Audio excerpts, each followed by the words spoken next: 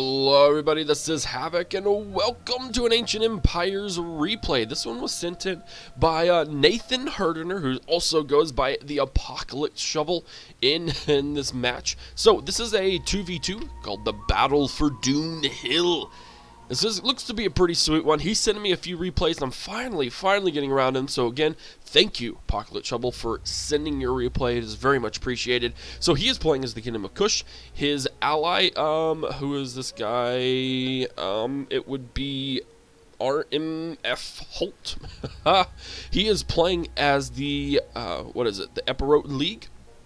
So he has those guys. Over here, we have, oh my word, two guys that I really can't pronounce their names. They're a whole bunch of letters and mixed match numbers. They are playing as the Ptolemaic Empire or the Ptolemaic Kingdom and the Seleucid Kingdom on the other side. So this is a pretty large battle. You're looking at a little over 10,000 men. Apparently it goes down the wire. I'm very excited to get to look at it. So let's go over the unit compositions, and then we'll head right into it. Over here on Apocolypse Shovel right flank, he has what appears to be 3 units of Kushite Royal Cavalry. These guys do look really cool. The Kingdom of Kush is one of my favorite factions just because of how they look. It's shaking because the cavalry running. It's just paused. So they are one of my favorite factions. Again, they have the cool little ringed things around their horses. Really cool. I like those are really cool. In case I haven't said it really cool enough. Over here on his front line, he has 4 units of Kushite militia. Again, this faction just looks very good, very well done. Kushite militia sitting back behind him. He has what appears to be 5 units of Kushite nobles. So it appears he has no. Let me look real quick. Yeah, he has 5 units of Kushite nobles. Now, again, the Kushite nobles, they do have the ability. This dude's looking up at something. Don't worry, those crows won't get you. They have the ability to shoot. They have the ability to be very good. I mean, they're very good overall. They have the ability, and they have poison. The Kushites have poison. That's one thing that I think is going to be very important in this battle. The Kushites, they have a good melee offense, a good melee defense. The Kushite nobles do, so we'll be pretty good. And then sitting behind him, he has 3 units of Kushite Royal Guard. These guys are very elite, very heavy melee units. They tear up the battlefield. Not to mention this kind of gold look that they have looks pretty epic. And then last but not least, he has his general too, Kor Arkamani. See? Okay. And then Kushite Bowmen, which again have poison arrow attacks. So this should be a pretty interesting battle. Now, his ally, the Epirote League. We've got Royal Legima Cav Lancers. These guys do look really cool. I don't really remember much about the Epirote League. They were kind of one of the first factions that I focused on. But again, these Lancers do look very nice. They has more Royal Legima Cav. And yet another unit of Royal Legima Cav. Now his forces are mainly focused here on the left flank, which is really interesting considering I'm sure they saw each other. So to see an entire unit over here when most of their forces are dedicated on the right flank should make it pretty interesting for a battle. He has mercenary Cretan archers. Of course, the mercenary Cretan archers are absolutely amazing. They do a lot of damage, not to mention they can hold their own. They have shields, and they will be quite successful in that regard. He has quite a few units. Let's see. Are these all the same dudes? They are. 1, 2, 3, 4, 5, 6, 7 units of Thesprotian Bronze Shield Phalanx. Again, Phalanx is one of my favorite units in this game just because they look really cool and they actually can hold out very well as long as you can keep them defended enough. And so we should see quite a large, and of course going up against the Ptolemaic Kingdom and the Seleucids, that's pretty obvious. That's what you're going to be facing. Behind him, he has a unit of mercenary Thoriophori. We've seen these guys before. I believe that's what these guys are as well. Oh, he has 2 units of mercenary Thoriophori. And then 1 unit of mercenary Thorocoti. Very nice, very nice. He has in the background mercenary Illyrian Euxenoi. And then 3 units of Ambraciot Cavalry. They've definitely updated, I feel, since, because I don't remember these Ambraciot cavalry. Doesn't mean they weren't there, just don't remember them. So again, very nice, pretty heavy. Yeah, they do outnumber their enemies by a good 1,300 units. It's just a lot of cav. I mean, we got a good 10 cav units on their side. These guys, not so much cav, unless there's something hidden in the hills that we just can't see. Now, we're going to go over to the other side. Looks like the Ptolemaic Kingdom is rocking some Galatian military settlers. These guys are pretty heavy duty. Melee offensive 11, melee defensive 15. They have a really good charge rating as well, and high morale. While their armor isn't that great, they will do a lot of damage before they will start taking damage, which is a very good thing. Couple units of mercenary Galatians. Let's see, they've got all these guys mixed in with each other. Looks like we got some picked Macamoi, excuse me. These guys look really cool. They always remind me of Romans, just with that square shield formation, but regardless, they will do some very good damage. Egypt, it looks like they brought a very good elite army, not necessarily a large one, so we'll see how that works out for them. But again, melee offensive 13, defensive 17, and a morale of 17 with an armor rating of 12. You're not gonna budge these guys very well. So it looks like we got 3 units of the pick Macamoi of the late period. Very, very elite army he's rocking here. I just want to make sure we've got all of his other guys. Looks like he has 3 units of Agema Phalanx. Once again, all of these troops, very elite. His army, he probably didn't get to spend a whole lot on much else. Let's see, and I figured these Mycenaean Cav were going to be his as well. He's got some Bow Cav here. He's got, what, 4 units of Bow Cav. And then, I think last but not least, let me double check. I believe so, aside from his general, which is general. Where is his general? Where'd you go? Oh, his general is one of the Agema Phalanx. I'm not always a big fan of people. I mean, personally, I try not to use my general on the front line, regardless of who they are. Some people prefer to do that. I've played quite a few games, but that's just not how I roll. Yeah, so it looks like these last units of picked Macamoi are the last for him. So again, Egypt is rocking a super elite, super heavy army, and we'll see if it works out for them. Now, the Seleucids, they kind of have the same thing going on. They do have some good units going on here. They have 4 units of Bronze Shield Phalanx, so rocking a lot of the Phalanx, completely expected. I'm actually surprised Egypt is not rocking more, but they seem to kind of prefer a core unit of Phalanx with some melee infantry for support, so that's their choice. We have some Royal Galatian Guards sitting back here. Royal Galatian Guards are some of the best units, I think, in this game. They have one of the highest morale ratings I've seen. Defensive or offensive 15, melee defensive 17, armor rating of 13, and then of course that 19 morale makes them nearly impossible to rout, which is of course I'm sure what they were going for. And you have another unit of Royal Galatian Guard over here, kind of going on both formats, probably more of a support unit than anything else, seeing if that front line falls, and if anything will go on from there.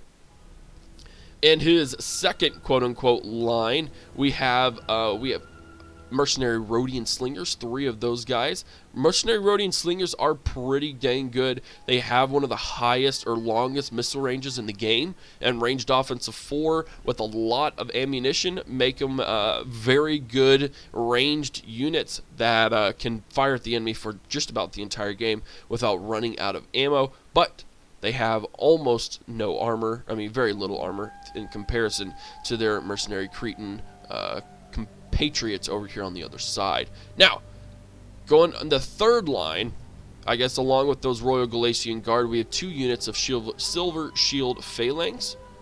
They do look really, really, really cool.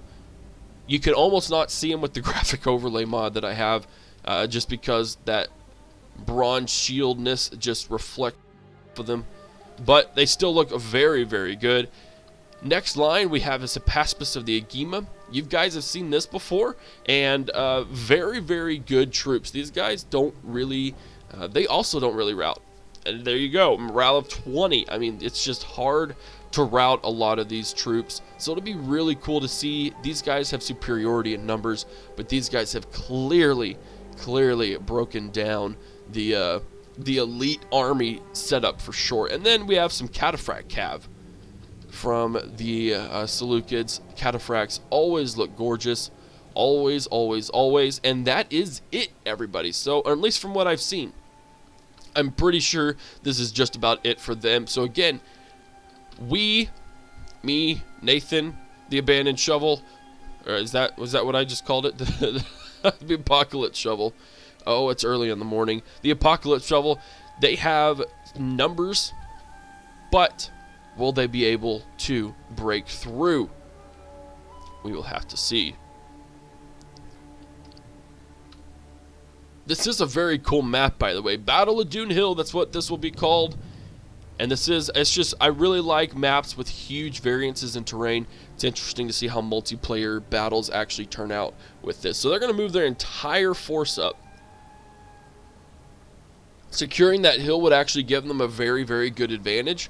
There are some steep sides on here, which means if they can hold that hill, then they will definitely be able to hold off just about anything that they throw at them, especially considering how heavy these troops are. So they're going to bring a little bit of a cav battle going on. I don't know if they should be able to see it. I'm sure they do at this point. So we've got our Kushite light cav going to skirmish up against the Mycenaean cav. Bow versus skirmish. Bow has the advantage. They have a longer range. But if the skirmishers catch up to them, they do a lot more damage. So here we go. Cav pouring in over the left flank.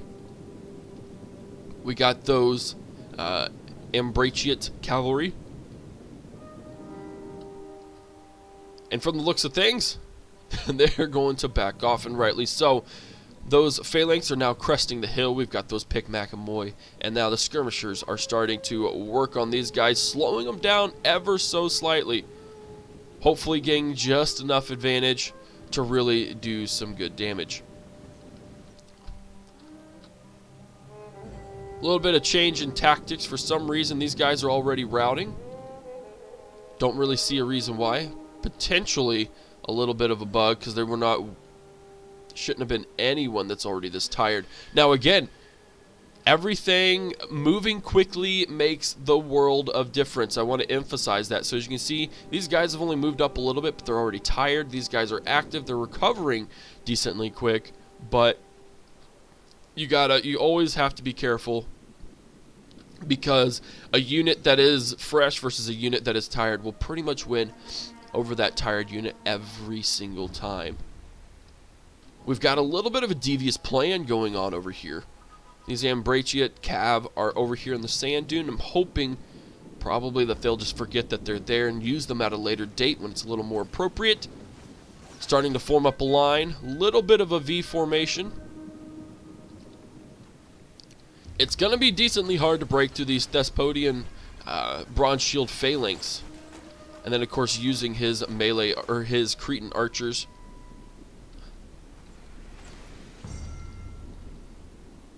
I think this army, who has successfully taken the hill, realizes that they're actually going to have to probably engage pretty soon. With these mercenary Cretan archers pounding on them, as you can see, they are ripping up the Galatian military settlers, who have little armor.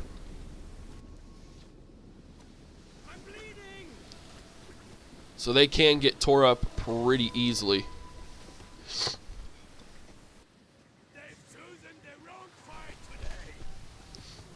Wrecking them. Not a whole lot's going on. We're still kind of getting a little more set up.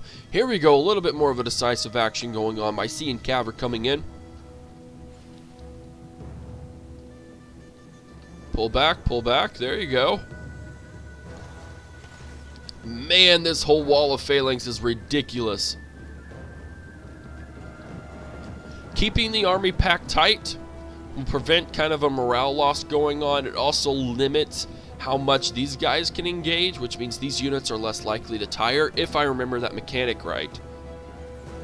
Really gives them kind of the upper hand, and just having so many of these phalanx, I mean, they can keep them compact and tight without compromising the wall. Man, we got two things going on right now. Cataphract cav are going to go seek out these the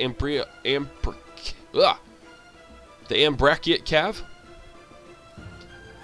Now, in a 1v1, they probably won't win. Over here, they're making a nice big wall with those bow cav, really trying to force the engagement I honestly probably would have stayed on the wall, or stayed on the hill, but that's all right. As you can see, the Kushite bowmen are starting to already have wavered one of the Galatian military settlers. Getting these core units killed before they're even getting into battle is going to be absolutely crucial. Sniping out the general, again, not a huge fan of people using generals, simply because, I mean, that dude could potentially rout before he even gets into battle, simply because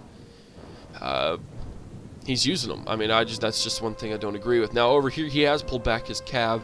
You're looking at a pretty good, intense battle with these cataphract cav on the left flank. Pushing these militia out there on their own leaves them pretty vulnerable to these picked Makamoy, as well as the Agima phalanx. But the Agima phalanx is dropping. Again, using all of these poison arrows that the Kushites have is crucial against these elite stacks. And he is just taking some hits for sure. But we finally have an engagement, and we're going to slow it down because I really enjoy pike engagements. And we'll see if this guy even brings his Agima pikemen around, or if he's going to get hit in the side with that from the militia.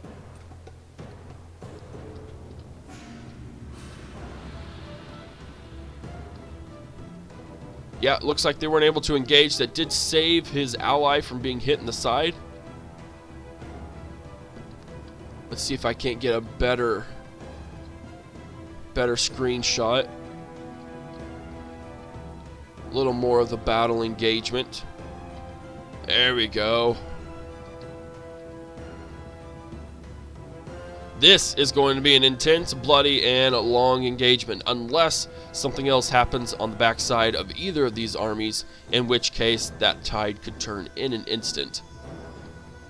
But yeah, look at this. I always love pike battles. A lot of people don't really like them because they seem to last forever, but you have some really sweet animations in here that I just really enjoy always watching for that side. All right, so over here, the Agima have, I think they're pretty much going to be routing those Kushite militias. We've got some, the other reason why I'm going slow motion is because we are looking at 10,000 units, and it is lagging the game up a little bit. They're going to move those Mycenaean cav across. Right now these dudes are bunched up, which is absolutely perfect for the Kushite bowmen, who again have the ability for poison attacks. Looks like we're trying to set up a little bit of a trap here, moving those Mycenaeans across, seeing that they could possibly take this entire left flank if they rout. And we do have a unit that breaks. I knew those Kushite militia were not going to stand up to the Agima, and then this unit of Thespodian Bronze Shield Phalanx are going to get hit in the side by the Agima Phalanx. Now, also note that we have some Kushite Royal Guard that can get into this engagement, and they already have over here, along with the Kushite militia, those Agima Phalanx, they're going to absolutely tear up, and he has not been able to rout these picked Makamoy yet. That is going to hurt him. These guys are good, the Kushites are good, but up against units like picked Makamoy and the guards, it's going to be a very intense battle.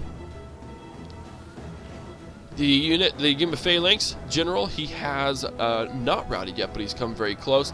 Looks like we're going to try and rout Mercenary Lin Yuzanoi with his Cataphract Cav. Very smart move, seeing that advantage. But unfortunately, at the same time, those picked Makamoy have been able to rout, so if you could catch that Cataphract Cav, that will change that engagement. Pushing back, pulling back. Those Kushite militia are just not going to last. Kushite nobles are going to have to get into those picked Makamoy. And our allies, Mercenary Thoryofurai, coming in to kind of hold back those picked Makamoys for sure. Looks like we've routed. Oh no, we wanted the Bronze Shield Phalanx, not going up against very well against the Seleucids Bronze Shield Phalanx. And here we go, perfect timing. Royal Agima Cav, seeing the advantage and having everyone bunched up here, seeing that they can catch those Cataphract Cav, have decided to push the advantage as much as possible, snuck around, did a very, very good job. He could even do the same thing over here with his Ambraciot Cav, getting that charge on the side. Brilliant. Brilliant. Love it. Get wrecked, son. Get wrecked.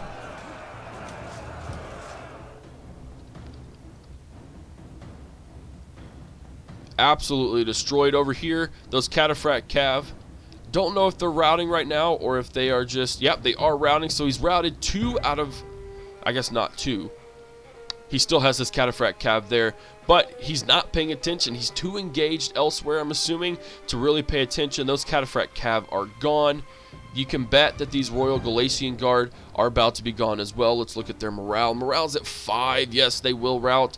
Those Cataphract Cav are caught, and those Thespodian Bronze Shield Phalanx across the line. It is tipping in the favor of us, of the Apocolypse Shovel. He is now focusing his powers on the Paspis of the Agema. These lines are still decently holding. He is going to have to bring his general in there. Now, mind you, he still has some Kushite nobles and Kushite Royal Guard. He's pretty much going to keep firing as much as he can. Distract the forces. He is able to flank and take on some Royal Galatian Guard from behind. And then again, he's going to try and use some Kushite Royal Cav. This dude clearly isn't paying attention because he's able to get all the way behind those Agema Cav. This is very much looking to be in the favor of the Allies, as I'm going to call these sides from now on. He is recovering that whole entire flank. Again, holding that line. His allies have done a fantastic job of plugging that gap. That was crucial with his Mercenary Thorophorai. Mercenary Thorophorai and Thorakitai both have a pretty decent rating to really focus and kill and hold the line, especially the Thorophorai. They do have a melee defense of 15, so pretty much going to be able to hold it. Sacrificing his Royal Cav, maybe, maybe not though. If his ally can see it, really taking out those archers would be crucial.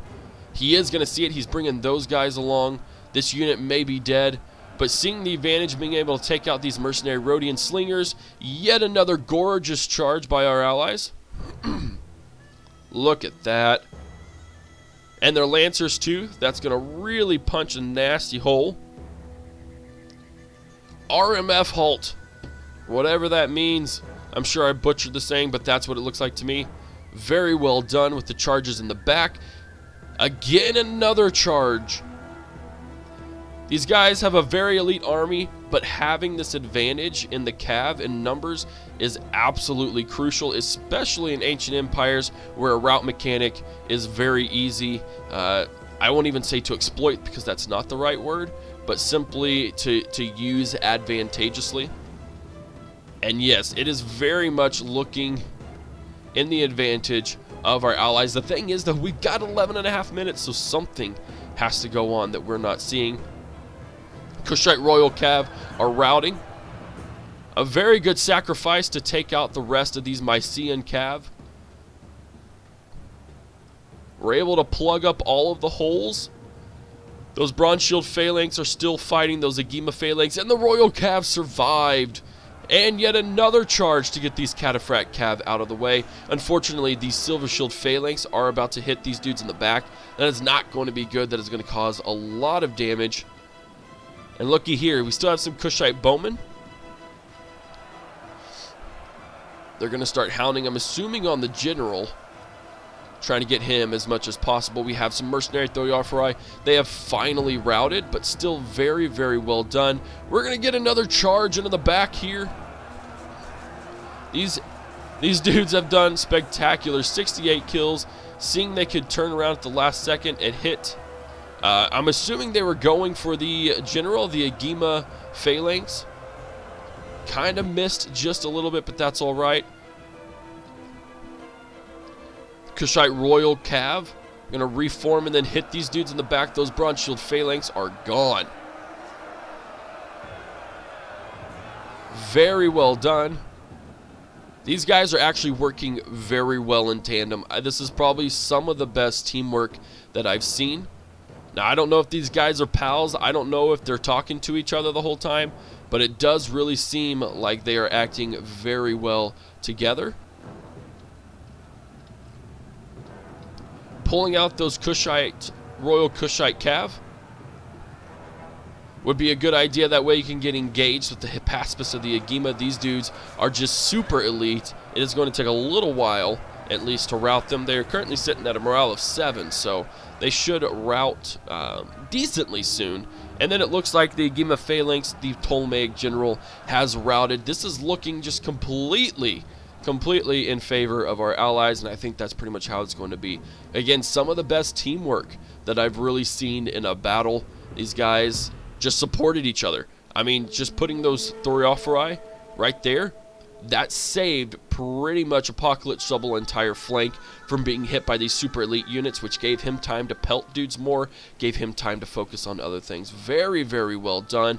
How are these guys doing? These Royal Agema Cav are fighting up against these Royal Galatian Guard who are exhausted. They are both exhausted. Of course, it's the end of the battle.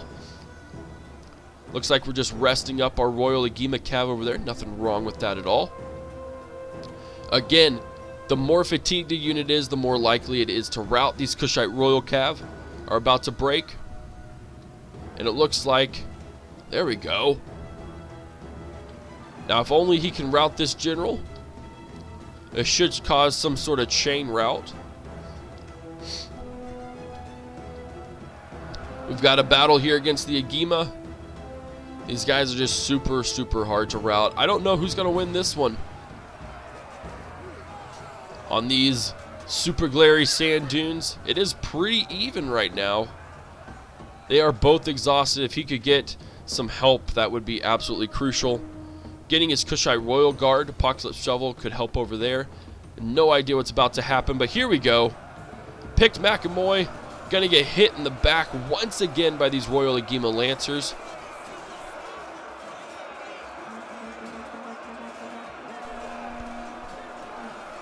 Still holding the line, though. I mean, they still... Oh, here we go. Finally, morale is dipped below 0, so they should rout pretty well. And basically, it's just down to taking out these Hippaspis of the Agema, Silver Shield Phalanx. This general, I think he realizes he's decently screwed now. Hopefully, maybe he can get out of that engagement without losing the general. We're not sure. But regardless, Apocolypse Shovel definitely has the numbers to really push anything he needs to. These dudes are completely surrounded, but they are Royal Galatian Guard and Hippaspis of the Agema, so they are not going to rout very easily. He's just going to have to surround them and hope that is, if he can cycle charge, that would be the advantage, but he did just lose a unit of Cav. The other Royal Cav, I think, maybe right there. I think one of them routed. He does need to pull his Royal Agema Lancers out, though. Everybody's exhausted. So you see those Kushite nobles, they did rout. Royal Galatian Guard, man, they are ridiculous. As you can see, these guys still have a very high amount of morale left. And it does look like this dude may die in battle. Sending in your mercenary Cretan archers is actually a pretty good idea, considering that they have an offense of 7 and a melee defense of 13. That's actually probably better than Apocolypse Shovel if he has any militia. Let's take a look at those. I'm not sure that he does. They may have already all routed. I think that's the case. But regardless, these mercenary Cretan archers will hold up in battle. Our ally, RMF Hult, lost his general. We'll see how well that affects the rest of that guy's units. He does only have 1 on the battlefield now. And it's just a matter of, again, resting. These guys are constantly fighting. They are very tired. They are exhausted. And having these units fresh, ready to go, ready to just take them on as soon as they rout is going to be really interesting. Now, the thing is, all of these guys are super elite units. Minus the Silver Shield or even Tier 3. So you have Royal Galatian Guard, you have the Hippaspis of the Agema, and you have Silver Shield Phalanx fighting over here, and you have Royal Galatian Guard and Hippaspis of the Agema over here. So this is a really tight battle. It was very much in our favor, but they're now only 500 men making up the difference. Now 600. So as you can see, those units have routed. What's the morale of the Hippaspis? They are at 8. If he could get a cycle charge once these guys are engaged, which is exactly what he's going to do. There we go. That may be enough to rout him. Looks like it's working there. -4 morale. Brilliant. Awesome. Fantastic. Plunge into the back of these guys. Let's see what their morale is at. They're at a morale of 6. This dude, he is being very smart. And he is just sitting there. He's going to sit there. He's going to just take it, basically. Now, what I would have done is I probably would have engaged them earlier. These guys are fresh and active, whereas these guys are very tired. So it would have been a really good advantage to just go ahead and take them out. But regardless, we do have a significant advantage. Now looking at a difference of about 600 soldiers. And we'll see how well these last 4 minutes go. You're still looking at some very elite units that you're going to have to try and flank. Admittedly, having, 3 units of cav, 2 units of cav is a very, very good thing. Let's see how many kills these guys have gotten. 259. These guys have been absolutely crucial in this battle. Very well done, RMF Halt, and using your Royal Lancers very, very well. So these guys are holding the line. I don't think these guys are going to rout Kor or Kamani. I don't think he's going to go anywhere anytime soon. I thought they were routing for a second. Got me really excited. So again, we're just kind of waiting, resting up as best as we can. This guy really needs to hold off as much as possible. Those units will rout regardless if they get into a battle here. As you can see, he has super clumped up. Very nice V formation with 2 of his phalanx units, and then hitting in the backside. He to counter any charge. We have a unit of Royal Glacian Guard. This is a very, very interesting, very solid core last stand, because you're not going to get through this Paspis of the Agema or your Silver Shield Phalanx, and you're not going to get through those Royal Galatian Guard. There are very few advantages in this. The only thing you can pretty much do is swarm and hope for the best. Let's see how we handle these Agema Phalanx. Their morale is at 3. A good solid charge should rout them if he's willing to do it. Or they'll just rout. Just like that. Swarming over them. Those guys are dead. I think we know how this is going to end, but it's still going to be a bloody battle. So he's going to go in for a suicide charge with his melee cav. That's not going to do a whole lot. But charging in, I mean, the only thing you can do is just take out, try to just force these guys into pretty much what I would have done. I would have charged into here and then let these Royal Agema Cav take in then that side. Regardless, it's a pretty cool, very well done last stand. Very well done. These guys are just chilling. How are those Royal Galatian Guard holding up? Very well. We need a general to come over here. Again, I always use Warcry as a typical general ability that simply just reduces the morale, especially this game. Makes it very, very worth it. Okay, I would have pulled that cav out. That's all right, though. Pushing in those Royal Guard. I mean, it's all you can do. It's the only thing that would have worked, is just surrounding these guys as best as you can. They are out of ammunition, so no poison attacks left for the Kushites. Oh, no! RMF Halt's Royal Agema Cav are routing. Very, very well done, RMF Halt. Very well done. I applaud you. Black Day, our ally, has been routed. No worries, my friend. No worries. We do have some Kushite nobles, though, as well as our generals. So this is pretty much, we know how this is going to end. It's just always fun watching it to the very end. And this will cause a mass chain rout. As you can see, Silver Shield Phalanx are routing. They're gone, which is going to affect the morale of the rest of the troops. There you go. Just mass rout. That's just what this game is about. And boom. Close victory. Very close victory. In the replay, come on, show the stats. Brilliant. Okay, so as you can see, I don't know what this is, and then I could have said Tech Freak, I guess, for the Seleucids. I couldn't, or for the Egyptians. I could have seen, I couldn't see his name really well in the screenshot that I took. But regardless, very, very close battle down to the end of the line.